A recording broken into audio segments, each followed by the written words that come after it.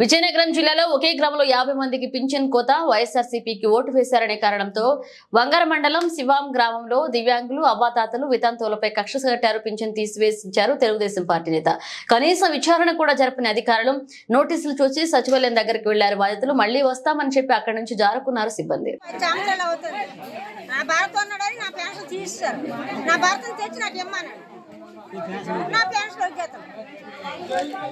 నేను ఫ్యాన్ గుర్తు ఓటేసానని అది అన్యాయంగా పెన్సిల్ తీశారు. మేము ముగ్గురు ఆడపిల్లలము, మేము పేదవాళ్ళం, మాకు భూమి లేదు, ఏమీ లేదు. ఈ పెన్సిల్ ద్వారా మేము బతకవలసింది వస్తుంది.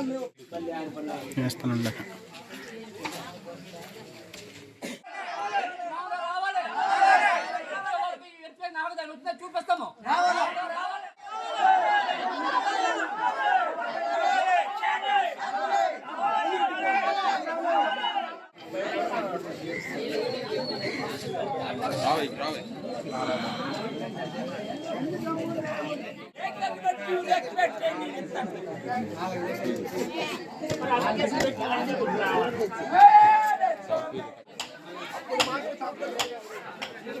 Hey!